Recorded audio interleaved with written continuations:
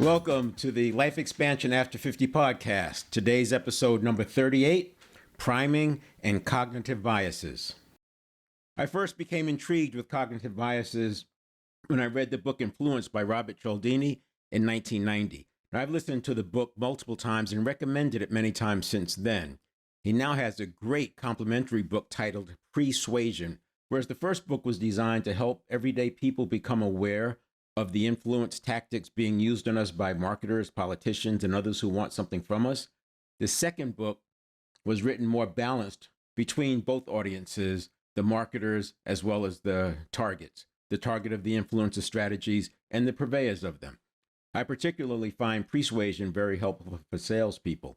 The short version is we're always being primed. The question is, are you controlling your own priming? And if you are a leader, a manager, or salesperson, are you proactively providing primes that are aligned with your objectives? I can sense some of you may cringe at that statement, but let's face it, advertisers have been using our cognitive biases to get us to buy products for over 2 centuries and beyond. We just have more data now because we can see when areas of the brain are lighting up and can connect more dots. Plus, the more neuroscientists know, the deeper they want to dig into these areas. I'll also point out that Robert Cialdini is adamant about not using these principles for nefarious reasons. His point of view, which I agree with 100%, is that if you're selling a product or service to someone who is obviously a good fit, then highlighting these factors where they are already present makes sense. He's against people artificially introducing them. In fact, in the US, so is the Fair Trade Commission. In other words, if a marketer is introducing false scarcity, they can be called out for that. Now, I get it. There are people who've had it with being sold to, and I understand your pain. But many of those same people have homes full of gadgets that they've bought. So it's not that they don't want to spend their money. It may be that they want to do it on their own terms. And that brings us full circle to this episode. It's possible they bought those gadgets because of great ad copy. See, we're being primed all the time. If you listen to the episode on confirmation bias, you know how easy it is.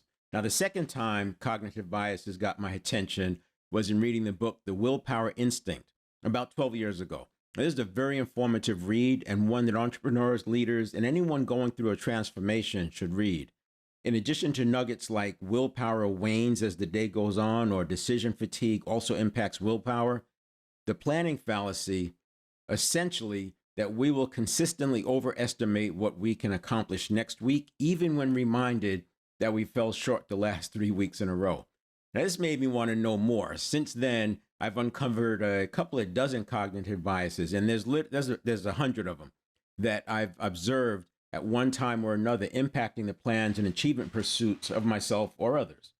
In the last 2 episodes, I covered 5 cognitive biases that I believe have the potential to wreak havoc on plans to expand, grow, or create. In this episode, I connect the dots between priming and cognitive biases. The reason for this approach is I was looking for a way to slow down and mitigate the priming effect for people, something that was very accessible to them. Priming is a psychological phenomenon where exposure to a stimulus influences how a person responds to a subsequent related stimulus, often without their awareness. It's like preparing the mind to think or react in a certain way based on previous experiences or information. This process can impact perceptions, attitudes, and behaviors without individuals even realizing it. Essentially a cue that we predictably follow like it was our own intention. I believe it's easier to manage these various phenomena when we can label them. Labeling them allows us to better perceive them and notice them when they're happening. And this can open the door to more choices. That's why I landed on cognitive biases as the pathway to this end. A cognitive bias is a systematic pattern of deviation from rationality and judgment, whereby inferences about other people and situations may be drawn in an illogical fashion.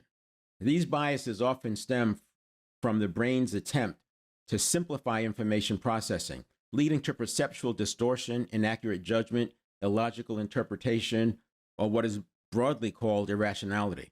In other words, it's like the brain plays tricks on us and jumps to conclusions or makes irrational choices as a result. As you can see, taken together, these 2 patterns, cognitive biases and priming, explain how our minds can sometimes act in surprising ways. Imagine your brain as a detective that, without you even realizing it, collects clues and makes decisions based on previous experiences or subtle influences. So when you make choices or see things, it's not always just about what's happening now, but also about the detective work your brain has done in the background, shaping how you think and act. This detective work is being done by the unconscious, which, as you recall, can process at 11 million bits per second. Given the conscious mind has a reaction time of from 2 to 7/10 of a second, the unconscious may have already processed over 2 million bits of information before the conscious mind is even aware. That's why I refer to the countermeasure as a slowing down or creating a space between stimulus and response. At this point, I'm not even talking about the impact of emotions, and that's an additional level of complexity and why I talk about emotions as the gateway to what we want on my 7 fitness areas. It goes both ways. When we're stressed, we're more susceptible to irrationality, and when we're positively energized, we have greater ability to prime ourselves in a way that's aligned with our objectives. Before we look at a few more cognitive biases, I want to provide this example of priming, which I think will get anyone's attention. You no doubt have heard of the Pygmalion effect, or maybe the study where teachers were told blue-eyed students were smarter than students with eyes colored other than blue. There's more. Like in standardized tests, they found African Americans did more poorly on tests when they simply added a question about their ethnicity on the exam. In other words, that single question primed them, which I see as neurons taking off, firing all these past associations, which led to maybe giving up sooner, maybe evoking fear. It could be a myriad of things. But there's even more. These studies are taken from the book Before You Know It by John Bargh, one of the books on my recommended list. In a follow-up experiment, researchers Amity and Shi wanted to know what would happen if they did a similar prime on Asian American girls. Why? Because in the US, there is a cultural stereotype that Asian American teens are good at math. However, there's also a stereotype that girls are not as good at math as boys. Now keep in mind, I'm only reporting what I've read in the book. So the next passage is actually verbatim from the book. So what are you supposed to believe about yourself if you happen to be an Asian American girl? According to American culture, one part of your social identity, Asian, says you should be good at math, while another part, female, says you should be bad at math. Researchers Amity and Shi recognized that the dilemma of Asian American girls afforded a unique research opportunity to gauge the automatic unconscious effects of a person's social identities on their actual behavior and performance. So in the first set of studies, they showed that high school age and 10-year-old girls did better on standardized age-appropriate math tests if they were first primed with their Asian identity. In other words, that was the most active aspect of their identity when they worked on the test. But these girls did worse if they were instead primed beforehand with the female identity. It was disturbing that these effects showed up as early as 4th grade. But the researchers suspected that grade school teachers from 1st grade on had already gotten the message across through different classroom treatment of boys and girls, that girls were not expected to be as good at math as boys. So unfortunately, by 4th grade, this was apparently already ingrained in the girls' heads.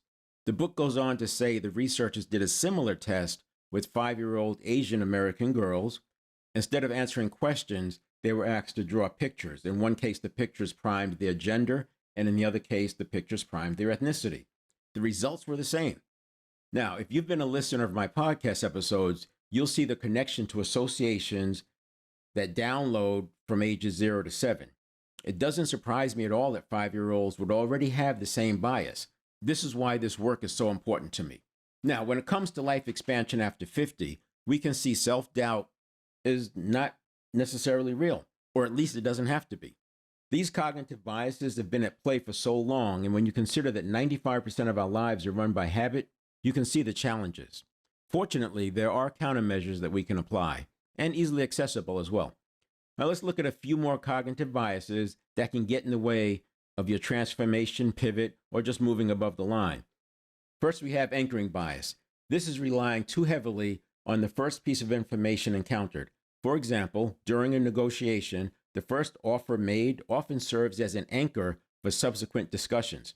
If a seller sets a high price initially, buyers may struggle to adjust their perceptions, leading to suboptimal agreements. Anchoring biases can impact pricing negotiations, contract discussions, and partnership agreements.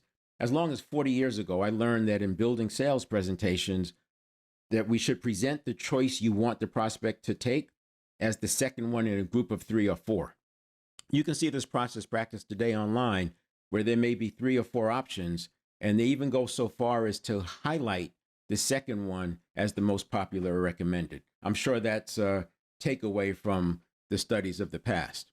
If you're considering a new position, you can see why it's important to be comfortable negotiating salary. And if you're in a career, maybe even merit. It's beyond the scope of this content, but it's why when I was renting motorcycles, I never discounted the price. Instead, I would add additional benefits like a complimentary GPS or maybe a later return. Why? Because I didn't want to cheapen the value, anchoring to that higher price. Another cognitive bias is the halo effect. Now, this amounts to letting one positive or negative trait influence overall judgment. If you've been in employee development discussions, you have no doubt seen this bias in action. Another example is a charismatic team member who receives praise for successfully navigating a difficult process. Now, due to the halo effect, this positive perception might extend to unrelated areas such as financial acumen, project excellence, or just knowledge in general. This bias could lead to overlooking potential risks or flaws in the overall business strategy. Now, I believe it's why we often see high-performing operational leaders tapped to lead major projects or initiatives that build a new capability in an organization. Project leadership is very different from operational leadership, and in my opinion, it's a source of projects missing deadlines, timelines, budgets, etc. It can occur at the leader level, representing the project sponsor, or manager level, managing the day-to-day dynamics of the project. Now, I'll cover 4 cognitive biases the next time and start introducing countermeasures. This series is less about remembering what each cognitive bias is. A quick search can do that. My objective is that people understand the phenomena and then take steps to mitigate the effects. These biases are based on the unconscious prioritization of survival, which includes avoiding the unfamiliar and anything else the unconscious deems scary, like setbacks and stumbles. And these are necessary parts of the learning progress, so we want to get a handle on this. Has your progress been slowed by the impact of cognitive biases? Please feel free to leave a comment. I'd like to hear from you. Stay strong. We'll see you next time.